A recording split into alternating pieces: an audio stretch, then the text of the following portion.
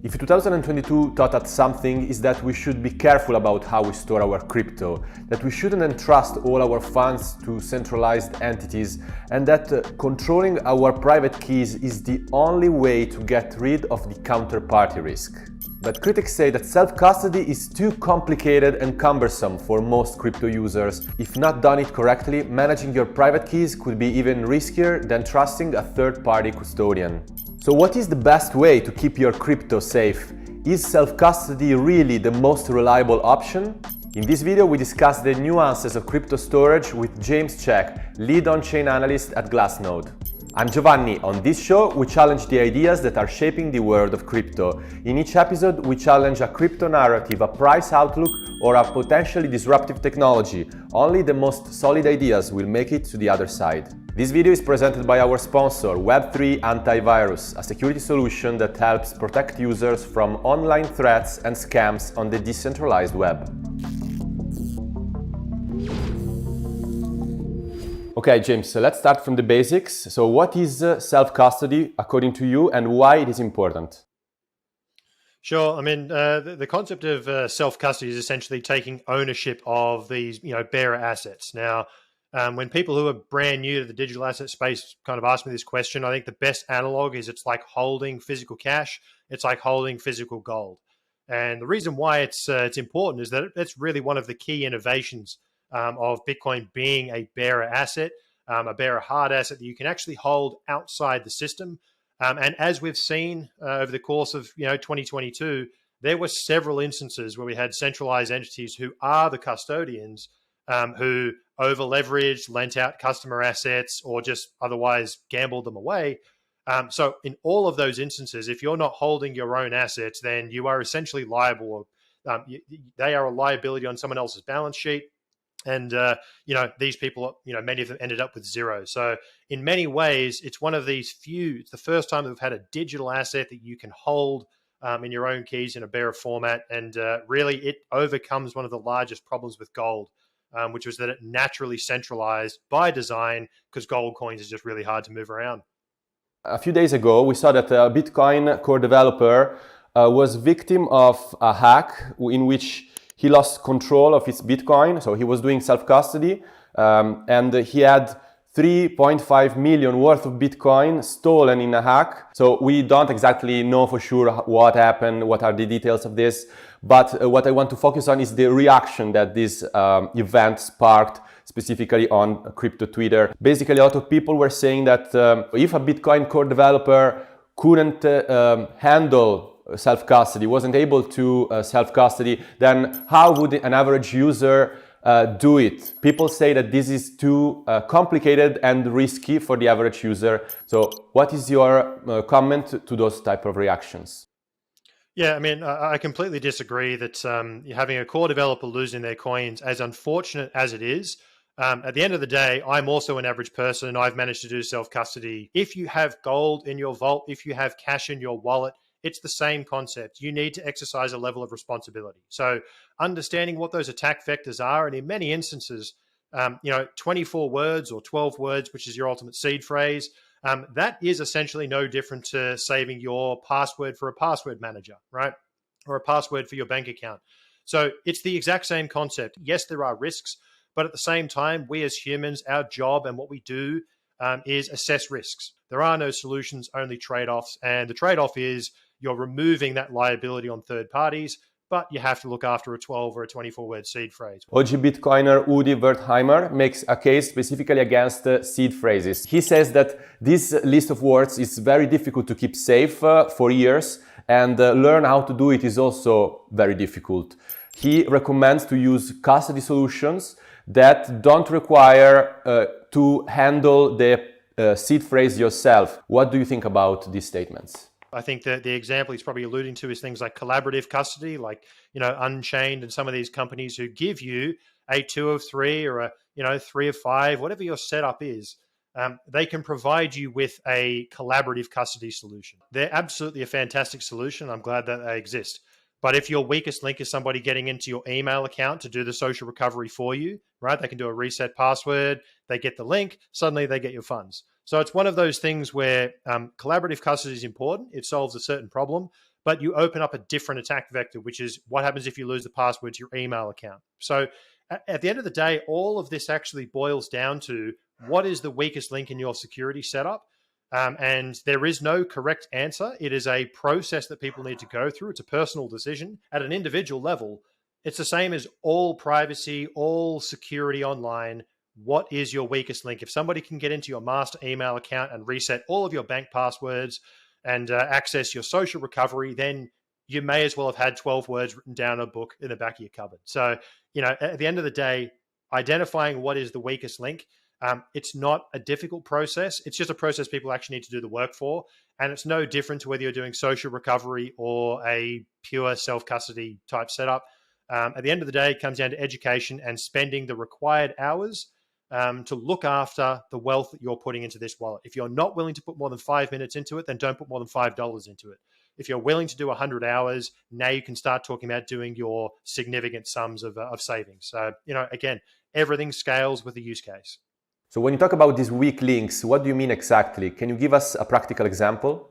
So let's say you have a password manager and you put your 12 words inside your password manager, and then you post your password manager's password to your Dropbox. Somebody getting into your Dropbox is the weakest link, because that is the pathway by which they will access. You kind of look at it as like a flow chart. If your seed phrase is locked in a vault and that's the only place that it exists, then somebody breaking into your house and stealing that 12 words, that is your weakest link. So it's about identifying if the attack vector is that you're going to lose your 24 words. What are the multiple pathways that somebody could use to actually get to those 24 words, and essentially identifying what is the weakest part of that puzzle that will essentially give them up.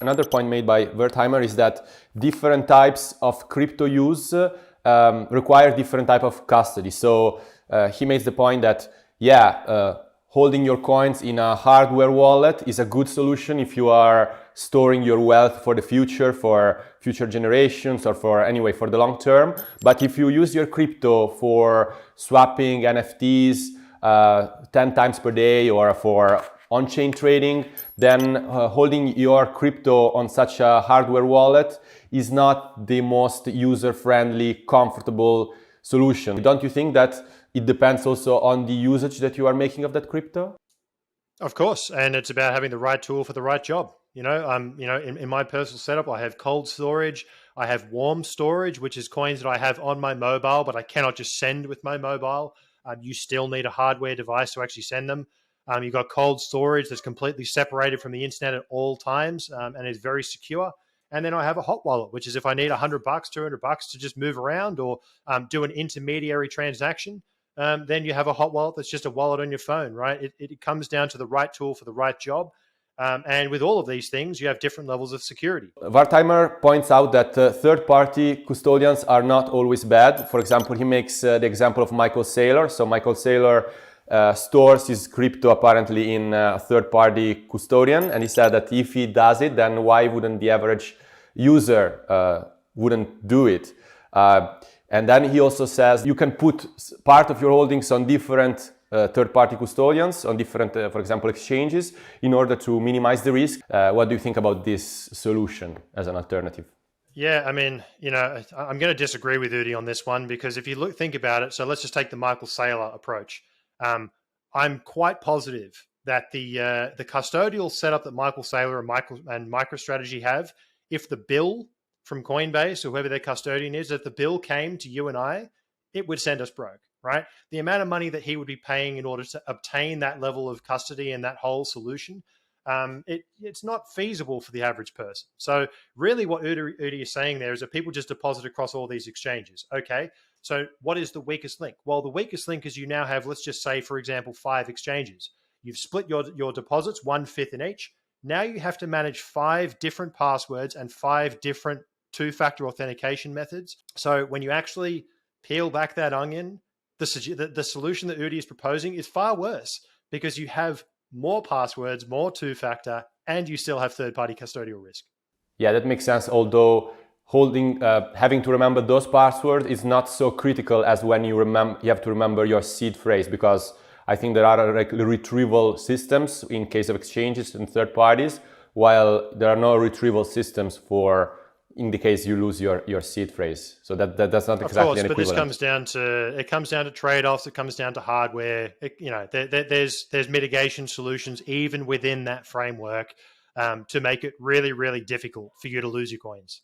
When that accident happened, you pointed out on Twitter how you would recommend an average user to approach self-custody. So can you guide us through this process? As I mentioned, it is a learning journey, right? When you start with your first buy, just downloading an app, in terms of Bitcoin wallets, like a Nunchuck or a Green Wallet or any of these self-custodial wallets, they give you the 12 words. They're very, very simple to set up, and you can start storing coins there, right? Very, very simple, all supported by exchanges. Really, even in the modern era, pretty hard to get wrong. So you can start with a mobile wallet, right? Everyone's got a mobile phone, fairly simple. You then, as you start to build up your holdings, you've got some kind of meaningful wealth, a couple of $1,000, it's starting to get meaningful. Well, investing in a $120 ledger or a cold card or something to just give you that extra security is really the next logical step. Now, the ledgers and Trezors are super, super easy from a user interface perspective. People who have multiple coins, then, these things offer you a really clean user interface. And again, once they're set up and you've done the initial setup with the 12 words, so you're used to this, the transfer across to a hardware wallet is a pretty basic next step, right? You're not scaring yourself by going all the way to a multi-sig with 6 devices. You're just starting with 12 words, mobile app, hardware wallet. And then once you get beyond that, the next step is really start thinking about, if you've got a meaningful amount of wealth, you can start to think about, do you have multiple hardware devices? Do you move to something like a cold card that gives you more options in terms of passphrases? Do you actually have multiple signing devices? Is that actually keeping it simple, or are you making it too complex for yourself? So experiment, find the software, find the wallet, try different things, try different hardware vendors. I've been in this industry for almost 6 years now. And I've used most hardware wallets, right? You buy one version of each one and you just play around with it, see what works. And eventually you settle on, I like this, this makes sense, I understand it, here's my process. And again, it scales with your holdings. $100, who cares? 100 grand, different story. Awesome.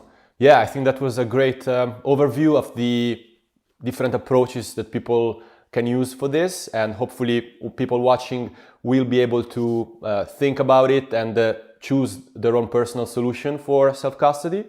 So yeah, thanks a lot, James, for coming on our show, and Happy New Year. Thank you. Happy New Year.